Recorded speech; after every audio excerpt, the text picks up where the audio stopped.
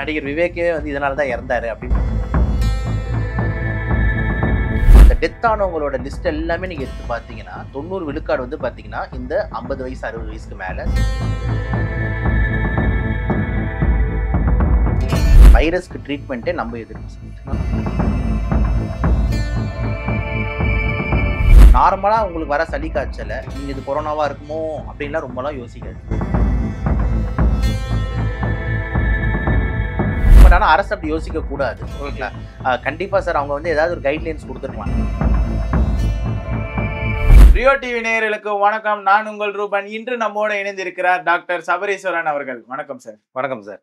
என்னன்னா இப்ப கொரோனா அப்படின்ற ஒரு விஷயம் வந்து ஒரு 6 வருடமா நம்மள சுத்தியே தான் இருக்கு. ஸோ ஆரம்ப ஸ்டேஜ்ல அப்ப வரும்போது என்னவா இருந்ததுன்னா ஒரு நாளைக்கு 10 பேர் 20 பேர் 30 பேர்னு இருந்தது. ஸோ இப்ப எப்படி மாறி இருக்குன்னா ஒரு நாளைக்கே 40 பேர் 400 பேர் வர சுச்சுவேஷனா அமைஞ்சிருக்கு. கிட்டத்தட்ட இப்ப வந்து 7000 பேருக்கு மேல வந்து கொரோனா வந்து வந்துட்டு இருக்கு சார். ஸோ இந்த நிலைமை வந்து நீடிச்சதுன்னா எந்த அளவுக்கு ஆபத்து? ஸோ எதனால சார் இந்த நிலைமை வந்துருக்கு?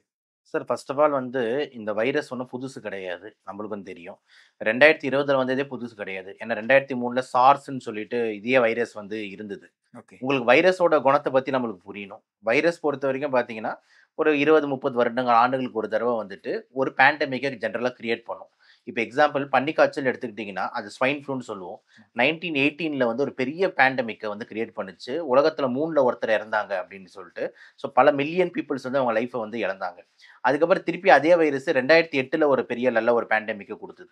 ஸோ என்ன பண்ணுதுன்னா, இந்த வைரஸ் ஜென்ரலா இந்த வருடங்கள் போக போக வந்துட்டு ஒரு ஒரு வருஷத்துக்கு ஒரு வாட்டி வந்து ஒரு சின்ன சின்ன மாற்றங்களை பண்ணுது. அந்த மாற்றங்களை தான் நம்ம மியூட்டேஷன்னு சொல்றோம். அந்த மியூட்டேஷனை ஏன் பண்ணுதுன்னா, அது உருமாத்தினா தான் அது வேணால வந்துட்டு உயிரோட இருக்க முடியும், புழக்கத்துல இருக்க முடியும், அதோட குடும்பத்தோட இருக்க முடியும் அப்படின்றதுனால தான் இந்த சின்ன சின்ன மியூட்டேஷன்ஸ் வந்து கொண்டு வருது. ஓகே. ஸோ இது வந்து பாத்தீங்கன்னா டோட்டலா வந்துட்டு இந்த வைரஸ்ன்றது அழிக்க முடியாத ஒரு விஷயம். இதை நம்ம எல்லாருமே புரிஞ்சுக்கணும். அது ஏன் நான் ஒரு இன்ட்ரடக்ஷனா சொல்றேன்னா, கொரோனாவும் அதே மாதிரி. இப்போ கொரோனான்றது நீங்க சொல்ற மாதிரி 2020ல ஒரு பெரிய பேண்டமிக் வந்தது. போன வருஷம் கொரோனாவே இல்லைன்னு நினைக்கிறீங்களா? அதான் தப்பு. இருந்தது. அதுக்கு முன்னாடி வருஷம் இல்லவே நினைக்கிறீங்களா? இருந்தது. ஆனா வந்துட்டு கொஞ்சம் அண்டர் ரிப்போர்ட்டிங்கா இருந்தது. ஏன் அது அண்டர் ரிப்போர்ட்டிங்கா இருந்ததுன்னா, இந்த அளவுக்கு கேசஸ் வந்து ரைஸ் ஆகல. WHO இதை அறிவிக்கல. ICMR இதை அறிவிக்கல. தமிழக அரசு இதை அறிவிக்கல. ஏன் அப்படின்னா போன வருஷம் வந்து கேசஸ் ரிப்போர்ட்டிங்ஸ் வந்து இருந்தது. ஆனா சிக்னிஃபிகண்டா இல்ல. ரிப்போர்ட் பண்ணி அவேர்னஸ் கிரியேட் பண்ற அளவுக்கு வந்து இல்ல. ஆனா போன வருஷம் கேசஸ் வந்து பாத்தீங்கன்னா நம்மளுக்கு டெஸ்ட் பண்றோம், கேசஸ் வந்து பாசிட்டிவ்னு வந்தது. ஓகேங்களா? ஸோ ஏன் இதை நான் சொல்றேன்னா, எல்லா வருஷமும் அந்த சீசன் ட்ரெண்ட்ல கோவிட்ன்றது ஒரு சைக்கிளா வரும். ஓகேங்களா? இந்த வருஷம் அப்ப கேசஸ் ஏன் ஏறுது அப்படின்னா, இந்த வருஷம் அது பண்ண அந்த உருமாற்றம் மியூட்டேஷன் வந்துட்டு கொஞ்சம் வலிமையா இருக்கு.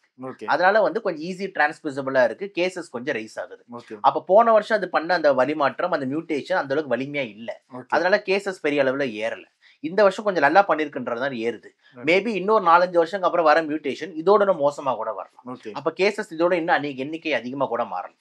சோ அதனால வந்துட்டு நம்ம இதுல வந்து அச்சம் கொள்றதுக்கு அப்படின்றதோ இல்லைன்னா புதுசா பார்க்கணும் அப்படின்றதுக்கோ வந்து எதுவுமே இல்ல.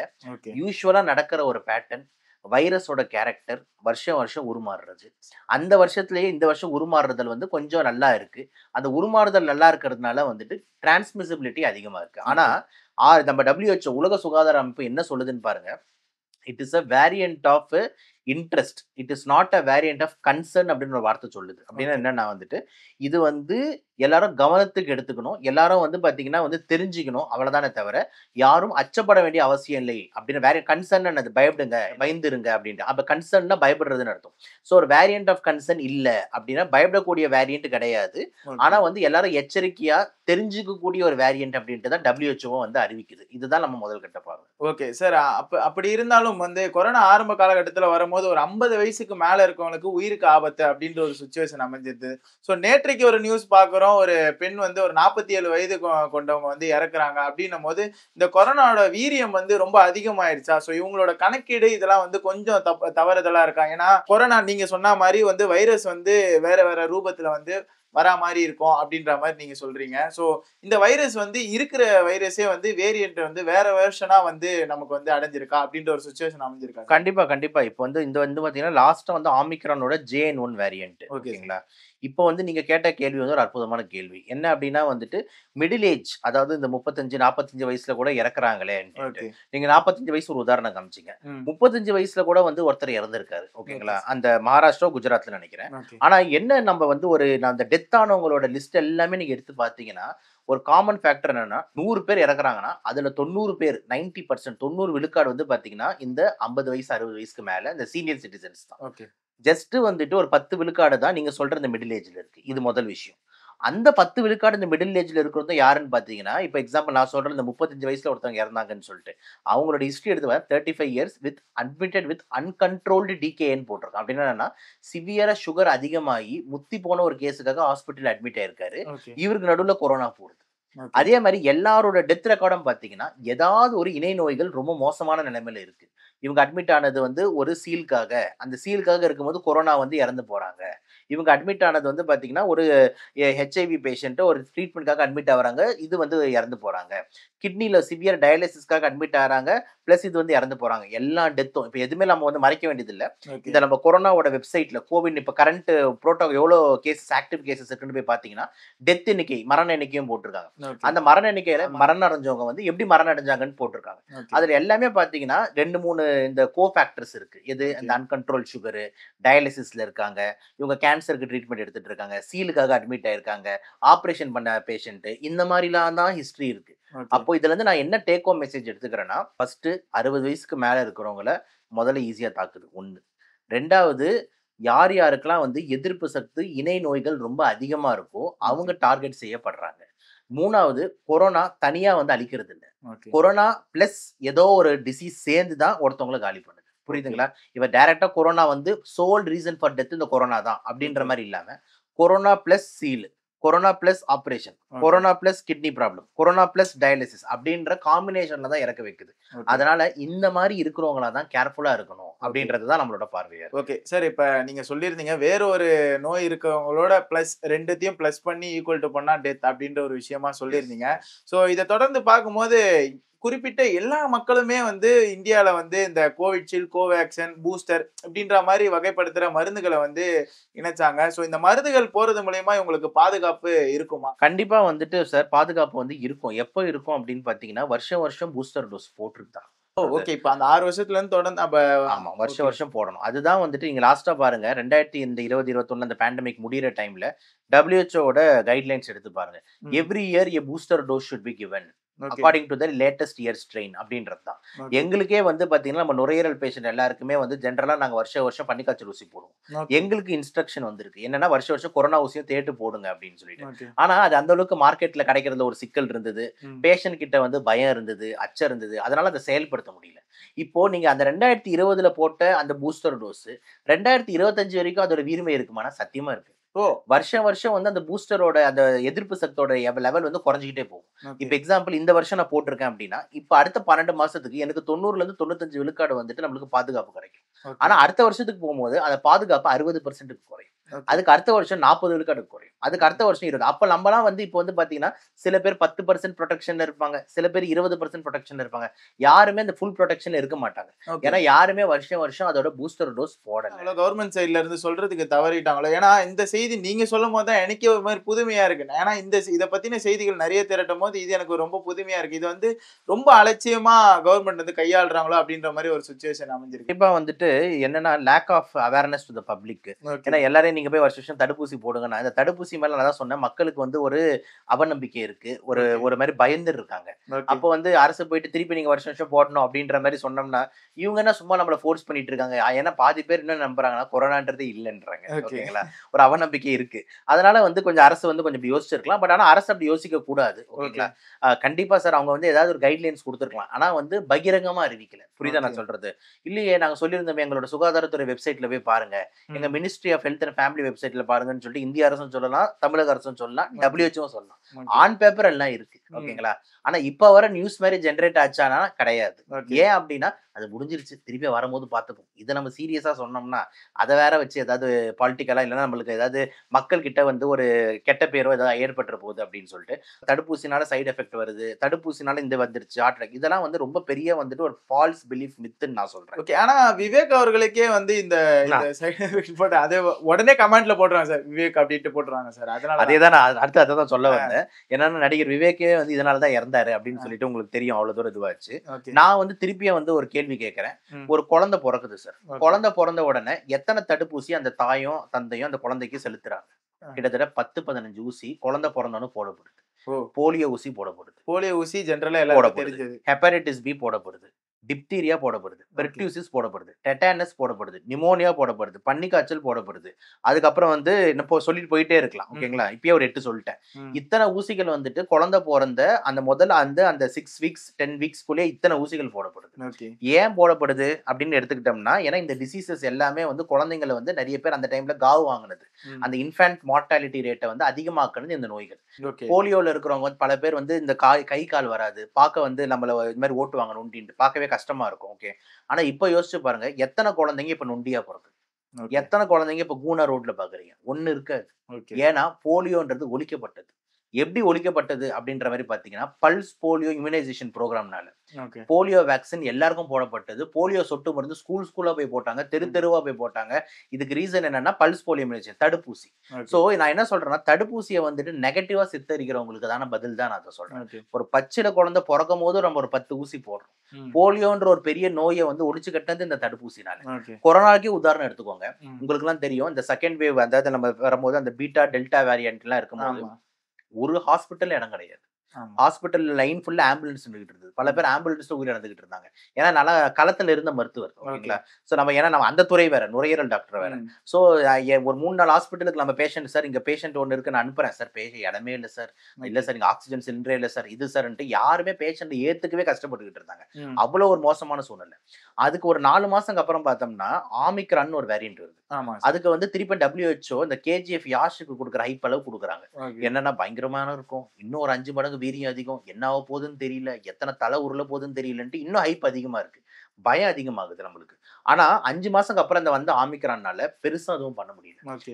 ஏன்னா இந்த டெல்டாக்கும் அந்த ஆமிக்ரானுக்கும் நடுவுல ஒரு ரியல் கதாநாயகன் இருந்தான். அவன் யாருன்னு பார்த்தீங்கன்னா, கொரோனா தடுப்பூசி. ஓ கோவிஷீல்டு மற்றும் கோவேக்சின் அந்த டைம்ல வந்துட்டு இந்தியா ஃபுல்லா எல்லாருக்கும் இலவசமா ஃபர்ஸ்ட் டோஸ் போடப்பட்டது. ஓகே. ஃபர்ஸ்ட் டோஸ் போடப்பட்ட அடுத்த 2 மாசத்துல வந்து அந்த ஆமிக்ரான் வேரியன்ட்னால பெரிய இழப்புகளை ஏற்படுத்த முடியல. ஓகே. அப்ப இதுல இருந்தே நம்ம புரிஞ்சுக்கலாம் தடுப்பூசிங்க வந்து எவ்வளவு ப்ரொடெக்ஷன் குடுக்குது அப்படின்னு சொல்லிட்டு. இப்ப பேசிக்கிட்டு இருக்க தருணத்துல நம்ம பார்க்கிறோம். அங்க ஒரு ஏர்லைன்ஸ் வந்து ஏர் இந்தியா விமானம் வந்து பிஜே மெடிக்கல் காலேஜ் மேல கிரஷ் ஆகி 250 பேர் இறக்குறாங்க. ஆமா. ஒரு ஃபால்ட் நடக்குது. அதே மாரி தடுப்பூசினால எங்கேயோ ஒரு மரணம் நடக்குதா அப்படின்ற மாரி கேட்டீங்கன்னா, என்ன பொறுத்தவரைக்கும் கிடையாது. ஓகேங்களா? ஓகே. அப்படி ஏதாவது வந்து எஸ் அப்படின்ற மாரி இருந்தாலும், ரிஸ்க் பெனிஃபிட் ரேஷியோன்னு ஒண்ணு பார்க்கணும் சார். ஓகே. 10,00,000 பேருக்கு போடுறோம். ம். 10,00,000 பேருக்கு போடுறதுனால வந்துட்டு யாரோ ஒருத்தருக்கு 2 பேருக்கு அட்டாக் வருது. ஓகே. ம். ஆனா அந்த 10,00,000 பேர்ல அதே கொரோனா உள்ள வந்ததுன்னா, ஒரு 10,000, 20,000 பேர தூக்கிட்டு போயிருது. புரியுதா நான் சொல்றது? அப்போ இங்க வந்து பார்த்தீங்கன்னா, பெனிஃபிட் அதிகம். ஓகேங்களா? ஓகே. லாபம் அதிகம். ரிஸ்க்ன்றது ரொம்ப மினிமல். அதனால தயவு செஞ்சு எல்லா பாயிண்ட்ஸையும் நீங்க மைண்ட்ல வச்சுக்கிட்டு, ம். தயவு செஞ்சு மக்கள் வந்து தடுப்பூசிய வந்து வில்லன் மாரி பார்க்காதீங்க. இது போட்டிருந்தா இப்படி ஆயிடுது. அப்படிலாம் நினைக்காம, ஒரு நல்ல வந்துட்டு ஆக்கப்பூர்வமா சயின்டிஃபிக்கா ப்ரூவன் டேட்டாவா இருந்ததுன்னா, அத நம்ம ஏத்துக்கணும்ன்றது தான் நம்ம பார்வையா ஓகே. இருக்கு. சரி, இப்ப நீங்க ஒரு லங் ஸ்பெஷலிஸ்டா அப்படின்னு இருக்கும்போது, சோ குறிப்பிட்ட நபர்களுக்கு மட்டும் லங்ஸ்ல ஏராளமான எஃபெக்ட் இருக்கிறதுனால நெறைய பேர் வந்து டெத் ரேஷியோ அப்படின்ற மாரி இருந்தது. சோ அது எதனால சார் நடந்தது? சார் லங்ஸ் ஏன் அப்படின்னா வந்து கொரோனான்ற வைரஸ் காத்து மூலியமா பரவுது. ம். காத்துல பரவுதுன்னா அது எங்க போகும்? நேரா மூக்கு வழியா லங்ஸ்க்கு தான் போகும். ஓகே. ஓகேங்களா? சோ அதனால வந்துட்டு லங்ஸ் தான் அந்த ஃபர்ஸ்ட் என்ட்ரி ஆர்கன். ம். ஓகேங்களா? எந்த உறுப்ப முதல்ல போய் அந்த வைரஸ் சேருதுன்னா, அது நுரையீரல். ஓகே. ஓகேங்களா? அது மட்டும் இல்லாம தொண்டை வழியா, மூக்கு வழியா தான் போகுது. ம். இங்கலாம் உங்களுக்கு இன்ஃபெக்ஷன் ஆக்கும்போது உங்களுக்கு ஒரு கரகரப்பு வரலாம், தொண்டை வலி வரலாம், மூக்குல தண்ணி வரலாம், தும்பல் வரலாம். ஆனா அதெல்லாம் உயிரிழப்புக்கு கொண்டு போய் விடாது. ஓகே. உயிரிழப்புன்றது எப்ப நடக்கும்னா, நுரையீரல் உள்ள போய் நுரையீரல் தாக்கப்பட்டு, நுரையீரல்ல நீர் சேர்ந்து, சீல் சேர்ந்து ஆக்ஸிஜன் குறையும்போது தான் உயிரிழப்புன்னு ஒண்ணு நடக்குது. ஓகே. அது பேர் தான் Covid pneumonia, corona pneumonia, Covid நிமோனைட்டிஸ்ன்னு சொல்றோம். ம். அதுக்கு அடுத்த ஸ்டேஜ் போகும்போது Covid pneumonia with ARDS, acute respiratory distress சிண்ட்ரோம்னு சொல்றோம். ஆக்ஸிஜன் குறையுது. ஓகேங்களா? கொரோனா வந்து லங்ஸ பாதிச்சதுக்கு அப்புறம் ரத்தத்து வழியா போய் மத்த உறுப்புகள பாதிக்குது. ஓகே. அப்பதான் அந்த கிட்னி ஃபெயிலியருக்கு போயிடுது, லிவர் ஃபெயிலியருக்கு போயிடுது, வயித்துல உங்களுக்கு பிரச்சனை இந்த மாரிலாம். ஓகேங்களா? ஓகே. சோ ஏன் லங்ஸ்னா அதோட ரூட் ஆஃப் டிரான்ஸ்மிஷன் அதான் சார். ஓகேங்களா? அது காத்து வழியா பரவுது. காத்து வழியா பரவும்போது எல்லாரும் மூச்சு உள்ள இருக்கும்போது லங்ஸ்க்கு போகுது. அதனால தான் லங்ஸ் வழியா வந்து இறப்பு அதிகமா இருக்கு. லங்ஸ் வழியா அதிகமா இறப்பு இருக்கும்போது, இப்ப ஹார்ட்டுக்கு இது சாப்பிட்டா நல்லது அப்படின்ற மாரி நெறைய இருக்கு. சோ லங்ஸுக்கு அந்த மாரி எதுவும் ஃபுட் ஹெல்த்தியான டிப்ஸ் அந்த மாரி ஏதாவது இருக்கா சார்? கண்டிப்பா எல்லாரும் கேட்கிற கேள்வி வந்து இதான் கேட்பாங்க. பேஷண்ட்டே நம்ம டெய்லி பார்த்தோம்னா கூட, ம். "என்ன சாப்பிடலாம் சார் லங்ஸ்க்கு?" அப்படின்னு கேட்பாங்க. ம். ஆனா நம்ம பதில் திருப்பி ஃபர்ஸ்ட் ரொம்ப இம்பார்ட்டன்ட்டா என்ன தெரிவிக்க வேண்டியது இருக்குன்னா, நுரையீரல டைரக்ட்டா சென்டர் போய் சேர்றது வந்து காற்று. ஓகே. அப்போ காற்றுல ஒரு தூய்மை இல்லாம நீங்க என்ன சாப்பிட்டாலுமே வந்துட்டு அது ஒரு பிரயோஜனம் இல்லாத விஷயம். ஓகே. இப்ப எக்ஸாம்பிள் உங்க வீட்ல வந்துட்டு நெறைய கொசுவத்தி போடுறீங்க, ஊதுவத்தி வைக்கிறீங்க, இல்லன்னா வந்துட்டு ரொம்ப பொல்யூட்டட் சிட்டில இருக்கீங்க. எக்ஸாம்பிள் டெல்லி மாரி வந்துட்டு ய லெஃப்ட் அண்ட் ரைட் அந்த ஏர் குவாலிட்டி இண்டெக்ஸ் ரொம்ப புவரா இருக்கு. ஓகே. இல்லன்னா நீங்க ஒரு ஹெவி ஸ்மோக்கரா இருக்கீங்க. பீடி அடிக்கிறீங்க, தம் அடிக்கிறீங்க, சிகரெட் ரொம்ப அதிகமா புடிப்பீங்க அப்டின்னா, தெரிஞ்சே அவ்ளோ புகைய நம்ம உள்ள விடும்போது, அந்த புகை தான் லங்ஸ் டேமேஜ் அதிகமாக்கும். ஓகே. ஓகேங்களா? அப்ப இந்த மாரி தூசி புகைகள வந்து அதிகமா சுவாசிக்காத மாரி ஒரு என்வாயர்ன்மென்ட்ட கிரியேட் பண்ணணும். ஓகே. அப்ப வீட்ல செடிகள் அதிகமா வளர்க்கறது. வீட்ல வந்து பார்த்தீங்கன்னா, தூசி இதெல்லாம் ரொம்ப தேங்க விடாம இருக்கிறது. ஓகே. வீட்ல புகைகள் அதிகமா போட விடாம இருக்கிறது. இந்த ஓகே. ரெஸ்ட் ரூம்ல ஆசிட், ப்ளீச்சிங் பவுடர்லாம் போட்டு உள்ள உட்கார்றது. இந்த ம். மாரி வந்து விஷயங்கள முதல்ல நம்ம தடுக்கணும். ம். அப்புறம் தெருவுக்கு தெரு கேம்பெயின். ஸ்ட்ரீட்டா வந்துட்டு ட்ரீஸ் அதிகமா வந்து இது பண்றது. வடமோட்சோவா டே மாரி டேஸ செலிப்ரேட் பண்ணி ட்ரீஸ் பிளான்டேஷன்ஸ இன்கிரீஸ் பண்றது. இந்த மாரி கிரீனிங்க வந்து இன்கிரீஸ் பண்ணணும் சார். ஓகே. இதுதான் வந்து பார்த்தீங்கன்னா, ஃபர்ஸ்ட் முக்கியமான விஷயமா வந்துட்டு நம்ப பண்ணணும். 2வது ஃபுட்டுன்னு நீங்க கேட்கறதுனால நான் சொல்றேன். ஃபுட் பொறுத்தவரைக்கும் வந்துட்டு லங்ஸ கிளீன் பண்றதுக்கு ஆன்டி ஆக்ஸிடென்ட்ஸ் ரொம்ப முக்கியம். ஏன்னா லங்ஸ்ல டேமேஜ் ஆகுது. லங்ஸ்ல கிருமி இதுக்கு எல்லாமே ஆன்டி ஆக்ஸிடென்ட் முக்கியம். ஆன்டி ஆக்ஸிடென்ட் அப்படின்றது எதுல இருக்குன்னா, விட்டமின் சி, விட்டமின் இ இது 2 தான் ரொம்ப நல்ல ஆன்டி ஆக்ஸிடென்ட். ஓகே. அப்ப அந்த விட்டமின் சி, விட்டமின் இ எங்க இருக்குன்னா, கலர் காய்கறிகள், கலர் பழங்கள். அப்ப வந்து பார்த்தீங்கன்னா, விட்டமின் சியோட பெஸ்ட் ரிச் எது சொல்றான் அப்படின்னு பார்த்தீங்கன்னா வந்து ஆம்லா. ஓகே. அதாவது நம்மளோட நெல்லிக்காய். ஓகே. அதே மாதிரி நம்மளோட லெமன், ஆரஞ்சு, நம்மளோட முசம்பி, சாத்துக்குடி இது எல்லாமே வந்து பார்த்தீங்கன்னா, vitamin C rich, okay. Vitamin E rich. அப்ப இந்த மாரி colour fruits and colour vegetables தான் வந்துட்டு பெஸ்ட் ஃபுட்டா லங் கிளென்சிங்க்கு இருக்குமே தவிர, மத்தபடி வந்துட்டு இந்த ஃபுட் சாப்பிடுங்க லங்ஸ் நல்லா இருக்கும்னு சொல்லிட்டு ஸ்பெசிஃபிக் ஃபுட்ன்றது கிடையாது. Okay. Try for a diet rich in anti accidents அப்படின்றது தான் நம்ம ஆன்ஸர் அது. சார் இப்ப இப்ப என்னன்னா, இப்ப நெறைய வேரியன்ட் அதிகமா ஆனதுக்கப்புறம் இந்த கொரோனாவோட தாக்கம் வந்து அதிகமானோனே, முதல் நியூஸா என்ன போடுறாங்கன்னா, எல்லாம் முகக்கவசம் அணியணும் கூட்டத்துல இருக்கும்போது. இந்த முகக்கவசம் வந்து காப்பாத்துமா சார் நம்மள? சார் அது வந்து பார்த்தீங்கன்னா, ரொம்ப இம்பார்ட்டன்ட்டா யார் இன்ஃபெக்ட் ஆயிருக்காங்களோ, அவங்க போடுறது ரொம்ப முக்கியம். ஓகே. எக்ஸாம்பிள் எனக்கு இப்போ வந்து ஜுரம், இருமல், சளி இருக்குன்னா, நான் போட்டிருந்தேன்னா, அது ஒரு நல்ல விஷயம். ஓகே. ஏன்னா, நான் இருமும்போது அந்த காத்துல பெருசா அத கலக்க மாட்டேன். அதுதான் ஓகே. ரொம்ப முக்கியம். சிம்ப்டம்ஸ் இல்லாதவங்க அத போடுறதுன்றது வந்துட்டு பெரிய அளவுக்கு யூஸ் இல்ல சார். ஓகே. ஓகேங்களா? புரொடெக்ஷன். ஸோ மெயின் வந்து பார்த்தீங்கன்னா, யாருக்கு வந்து அறிகுறி இருக்கோ, அவங்க போடணுன்றது முதல் பாயிண்ட் 1. ஓகே. 2வது வந்து பார்த்தீங்கன்னா, இப்ப இருக்கிற நம்மளோட சீசன் திடீர்னு பயங்கரமா வெயில் அடிக்குது, வேர்க்குது. ஆமா. அப்புறம் ஒரு நாள் மழை கொஞ்சம் ஒரு மாரி இருக்கு. அதே மாரி உங்களுக்கு தெரியும் கூட்ட நெரிசல்ன்றது நம்ம சிட்டீஸ்ல நம்ம ஊர்ல அதிகம். ஓகே. இப்ப எக்ஸாம்பிள் நம்ம ஒரு கவர்ன்மென்ட் பஸ்ல ஏறுறோம், மெட்ரோல ஏறுறோம், இல்ல கவர்ன்மென்ட் ட்ரெயின்ல ஏறுறோம் அப்டின்னா, உங்களுக்கு தெரியும் கூட்ட நெரிசல்ல அவ்ளோ கூட்டம் இருக்கு. ஓகே. அவ்ளோ கூட்டத்துல வேர்த்து போயிட்டு அந்த மாஸ்க் எல்லாம் கிழிஞ்சு நூல் நூலா போயிரும். ஓகே. ஓகேங்களா?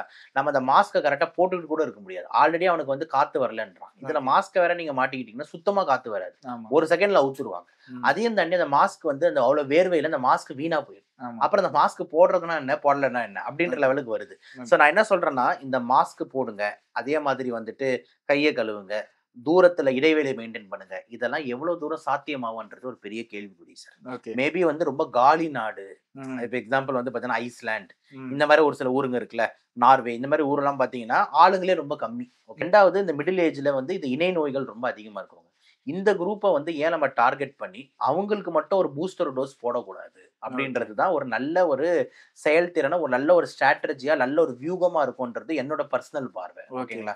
இல்லன்னா வந்துட்டு நம்ம இத பண்ணு, அத பண்ணு, மாஸ்க்க போடு, அத போடுன்னு மக்கள் மேல தான் தேவையில்லாம திருப்பியும் வந்து ஒரு சுமை வருதோ. பட் ஆனா அதனால வர அவுட்கம்ன்றது பெரிய வந்து ஒரு ரிசல்ட் குடுக்காது. ஓகே. ஆனா இது வந்து பார்த்தீங்கன்னா, நல்ல ரிசல்ட் குடுக்கும். ஓகே. எல்லாருக்கும் அந்த 60 பிளஸ்க்கு ஒரு பூஸ்டர் போடுறோம். ம். அதுவும் நான் சொல்றேன் இலவசமா போடுறோம். ம்.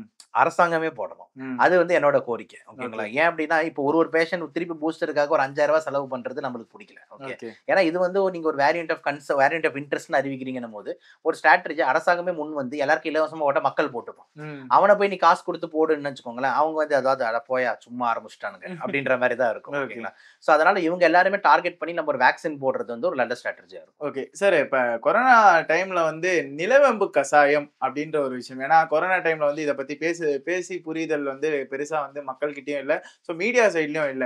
ஸோ நிலவேம்பு கசாயம் வந்து பிரிகாஷனா காப்பாத்துறதுக்கான ஒரு விஷயமா இருக்குமா? இல்ல ஏதோ ஒண்ணு குடுக்கணுன்றதுக்காக குடுத்தாங்களா சார்? சார் நல்லா நான் வந்து சொல்லணும்னா, நம்ம வந்து பார்த்தீங்கன்னா, ஒரு அலோபதிக் டாக்டர். ஓகேங்களா? ஓகே. நம்ம வந்து பார்த்தீங்கன்னா, படிச்சது எல்லாமே வந்து நவீன மருத்துவம் அப்படின்னு சொல்லுவோம். ஓகே. ஸோ, இப்ப இது நீங்க சொல்றது வந்து பார்த்தீங்கன்னா, நம்மளோட கொஞ்சம் ஏன்ஷியன்ட் சித்த முறை, ஆயுர்வேதிக் முறையிலேருந்து சொல்ற மருந்து தான் நீங்க சொல்ற அந்த நிலவேம்பு கஷாயம். ஓகே. கண்டிப்பா வந்துட்டு இந்த வாட் எவர் இட் இஸ் இந்த கஷாயம், வேறு இது எல்லாத்துக்குமே வந்து கொஞ்சம் அந்த anti accident property, anti infective property கொஞ்சம் இருக்கும் சார். ஓகே. ஓகேங்களா? அதுல நம்ம வந்து எதுவுமே மாற்று கருத்து இல்ல.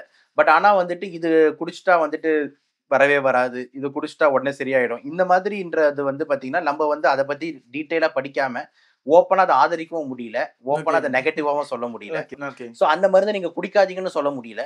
ஓகே. குடிங்கன்னு என்னால சொல்ல முடியல. ம். ஓகேங்களா? ஸோ என்னோட பார்வை என்ன அப்படின்ற மாரி இருந்ததுன்னா, உங்களோட எதிர்ப்பு சக்தி உங்கள காப்பாத்தும். அதுல ஓகே. டவுட்டே கிடையாது. ம். வைரஸ்க்கு ட்ரீட்மெண்ட்டே நம்ம எதிர்ப்பு சக்தி. ஓகே. எந்த மருந்தும், எந்த கஷாயமும், என் மருந்தும் அப்படின்றதே கிடையாது. ஓகே. அப்ப எதிர்ப்பு சக்த வந்து வளர்த்துக்கிறது தான் மெயின். அப்ப ஓகே. எதிர்ப்பு சக்தி வளர்த்துக்கிறது எப்படின்னா, ஒண்ணு நம்ம வளர்த்துக்கணும். இன்னொன்னு குறையாம பார்த்துக்கணும். ஓகே. குறையாம பார்த்துக்கிறதுக்கு தான் வந்து பார்த்தீங்கன்னா, நான் சொல்ற வந்துட்டு இந்த இணை நோய்கள கண்ட்ரோல்ல வச்சுக்கிறது. Okay sir. சுகர நீங்க 600ல வச்சுக்கிட்டு இருக்கிறது வேஸ்ட். அப்ப சுகர 200ல வச்சுக்கிறது, ஹெல்த்தி வெயிட் மேனேஜ்மென்ட், ஸ்மோக்கிங்க ஸ்டாப் பண்றது, இதெல்லாம் எதிர்ப்பு சக்தி குறையாம பார்த்துக்கிறது.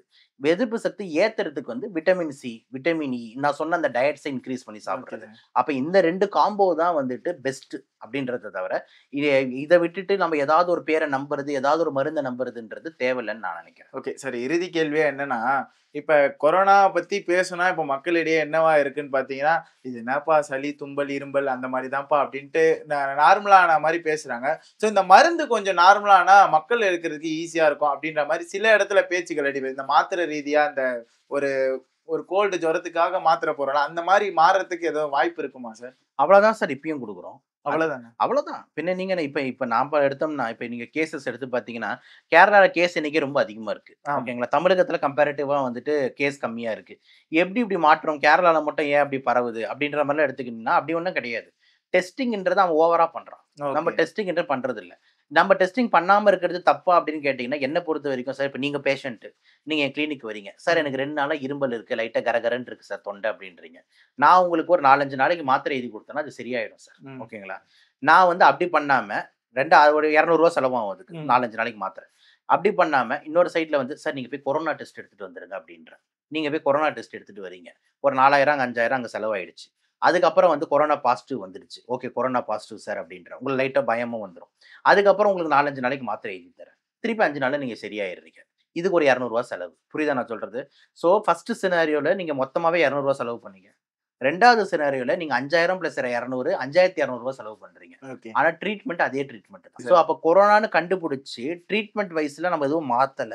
நான் ம். சொல்றது புரியுதுங்களா? ஓகே. அப்போ கொரோனா டெஸ்டிங் யாருக்கு மெயினா தேவைன்னா, யார் ஹாஸ்பிட்டல்ல அட்மிட் ஆயிருக்காங்களோ, ஓகே. யார் வென்டிலேட்டர்ல ஐசியூல இருக்காங்களோ, அப்ப அவங்களுக்கு தான் வந்து இது கொரோனாவான்னு உறுதி செஞ்சு, ம். ஏன்னா டெத்னா அந்த காஸ் ஆஃப் டெத் நம்மளுக்கு தெரியணும் அந்த மாரி. ஓகே. ஓபிக்கு வர பேஷண்ட் ஓபின்னா என்னது? சும்மா டாக்டர பார்த்துட்டு இருமல் சளி 2 நாள் மாத்திரை வாங்கிட்டு போலான்ட்டு வர பேஷண்ட்டுக்குலாம் நீ டெஸ்ட்ன்னு எடுத்துக்கிட்டு இருந்தோம்னா, கேஸ் பாசிட்டிவ்னு தான் காமிக்கும். பட் ஆனா ஓகே. ட்ரீட்மெண்ட் அவுட்கம்ல நீ மாத்திரை ஒண்ணும் மாத்த போறதில்ல.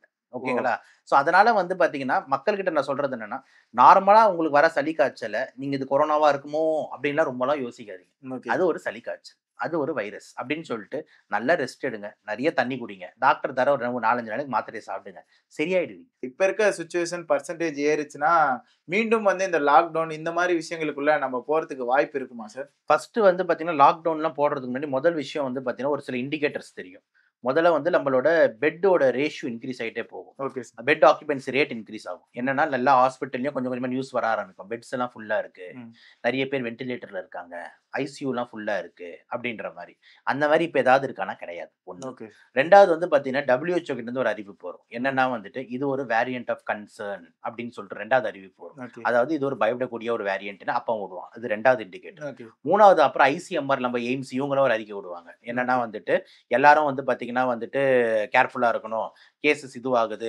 எல்லாரும் வந்து முடிஞ்ச அளவுக்கு வெளிய போவாதீங்க. இந்த மாரி ஒரு வார்த்தைகள யூஸ் பண்ணுவாங்க. இது 3வது இண்டிகேட்டர். ஓகே. இந்த 3 இண்டிகேட்டர் வந்ததுக்கு அப்புறம் தான் லாக்டவுன்னு ஒரு வார்த்தையே வெளிய வரும். புரியுதா நான் ஓகே சொல்றது? சார். இந்த 3 இண்டிகேட்டர் வராத வரைக்கும் நீங்க லாக்டவுன பத்தி யோசிக்க வேண்டிய அவசியமே இல்ல. ஓகே. ஏன்னா, இப்ப வந்து பெட் ஆக்குபென்சி ஒண்ணும் ஃபுல்லா கிடையாது. யாரும் ஐசியூலலாம் பெரிய லெவல்ல அதிகமா ஃபுல்லா கொரோனாவோ இருக்கு அப்படின்றது கிடையாது. ம். WHOவும் ஒண்ணும் சொல்லல. இது ஒரு வேரியன்ட் ஆஃப் கன்சர்ன்னு சொல்லல. ஐசிஎம்ஆரும் எதுவும் சொல்லல. ஐஎம்ஏவும் எதுவும் சொல்லல அப்படின்னும்போது, நம்ப லாக்டவுன பத்திலாம் யோசிக்க வேண்டாம். ஓகே ஓகேங்களா? சார். இப்போதைக்கு இத வந்துட்டு விஷயத்த தெரிஞ்சுக்கிட்டு, அந்த எதிர்ப்பு சக்தி குறைவா இருக்கிற பாப்புலேஷன பாதுகாத்துக்கிட்டு, அவங்களுக்கு ஒரு பூஸ்டர் டோஸ் போடுறதுக்கு என்ன வழின்னு பார்த்துக்கிட்டு, நல்ல ஆன்டி ஆக்ஸிடென்ட் ரிச் டயட்டா பார்த்துக்கிட்டு, அப்படின்ற மாரி நம்ம லைஃப ஓட்டுவோமே சார், தவிர 7,000ன்றது அதிகம் தானே சார்? 7,000 தாண்டி போயிட்டு இருக்கு இந்தியா முழுவதும். கண்டிப்பா. 7,000ன்றது வந்துட்டு இந்தியான்றது ஒரு 130,00,00,000. ம். அதுல 7,000ன்றது வந்து பார்த்தீங்கன்னா, எனக்கு பொறுத்தவரைக்கும் இப்போதைக்கு ஒண்ணும் பயப்பட வேண்டிய அவசியம் இல்ல. ஓகே. பிளஸ் இது ஒரு routine OP case sir. Okay sir. Fever, cough அப்படின்னு ரொட்டீன் ஓபி கேஸ். இத நம்ம கொரோனான்றதுக்காக தான் இவ்வளவு தூரம் பேசி ஏன்னா, அந்த 2020ல பண்ண வேலையினால தான் ஆமா. இவ்வளவு தூரம் பயந்து பேசிக்கிட்டு. சிறப்பான நேர்காணலுக்கு நன்றி சார். வாய்ப்புக்கு நன்றி சார். நன்றி.